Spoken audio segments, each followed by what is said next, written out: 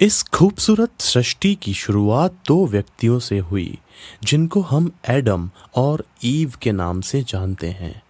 Adam एक पुरुष जो काफी बलवान और साहसी था। उसने धरती पर चुनौतियों और मुसीबतों का सामना करते हुए अपने और ईव के जीवन को कायम रखा। वहीं दूसरी ओर ईव एक सुंदर और कोमल स्त्री थी जिसने एडम की हमेशा मानसिक और शारीरिक रूप से सहायता की। लेखक को यह बात काफी इंटरेस्टिंग लगती है कि कैसे सृष्टि ने दो इंसानों को जन्म दिया जो अपनी जगह अपनी शक्तियों में प्रबल थे।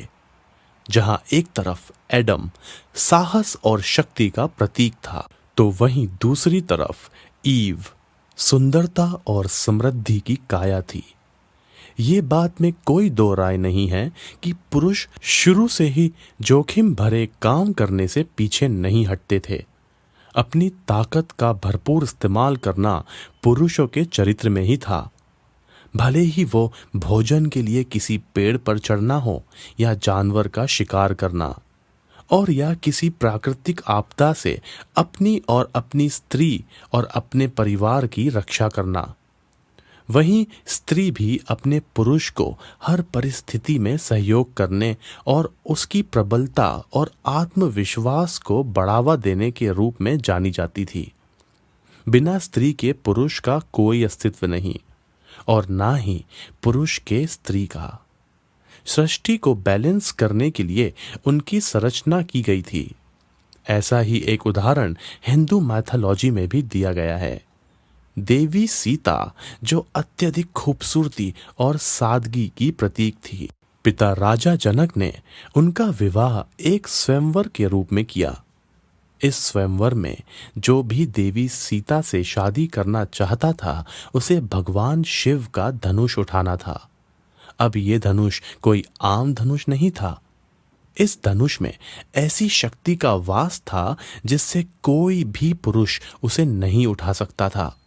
सिर्फ काबिल और बलवान पुरुष उसे उठा सकता था। सारे पुरुष नाकामयाब हो गए सिर्फ भगवान राम को छोड़कर।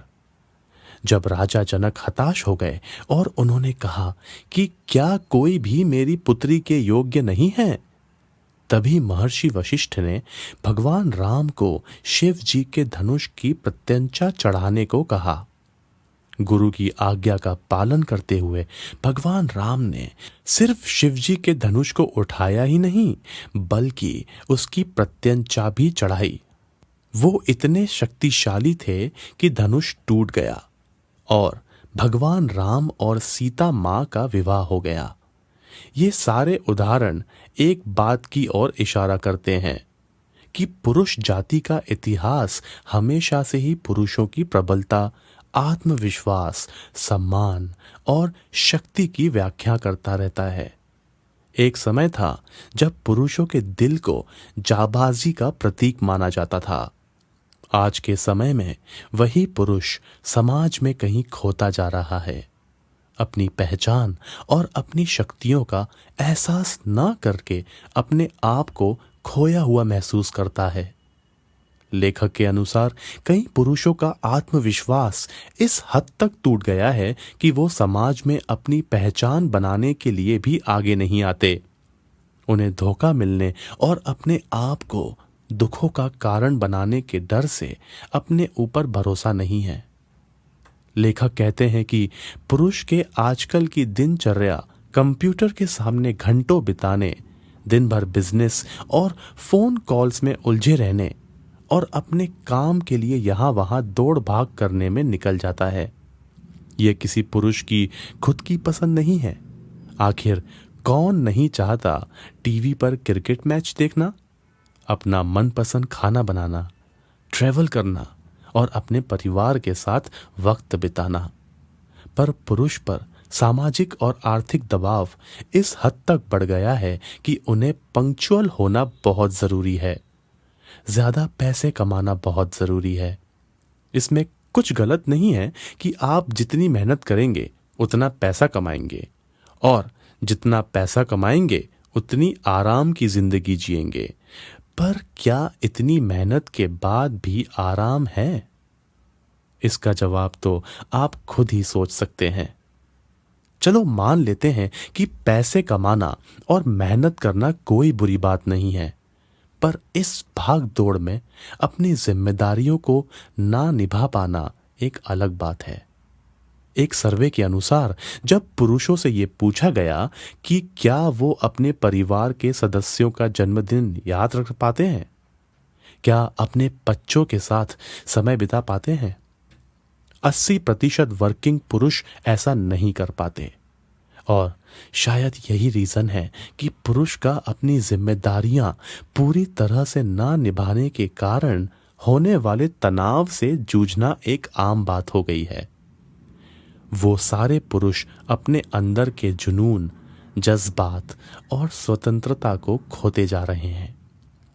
पुरुषों पर संघर्ष इतना ज्यादा बढ़ गया है कि अब तो नाखून काटने का भी समय नहीं निकाल पाते। और सर्वे के अनुसार 65% पुरुष अपनी जिंदगी में खुश नहीं हैं, जिसमें से 45% सफल पुरुष हैं जो अपनी जिंदगी में अच्छा पैसा कमा रहे हैं। क्या इस मजबूत शरीर के अंदर एक बेबस दिल धड़क रहा है? लेखक की माने तो पुरुषों की साइकोलॉजी के हिसाब से एक पत्नी ही है जो अपने पति के दिल को सबसे करीब से जानती है। पर इस मामले में खुद पुरुष और पत्नी दोनों ही ये नहीं जानते कि क्यों आखिर एक पुरुष का दिल बेबस है। वो जानते हैं कि इस जीवन की भाग दौड़ से पुरुष एक काफी मुश्किल परिस्थितियों से गुजरता है, पर उसका हल निकालना नहीं जानते। आखिर ऐसा क्यों है? क्या इसका कोई समाधान नहीं? बिल्कुल है। बस प्रॉब्लम यह है कि किसी ने हमसे ये पूछा ही नहीं।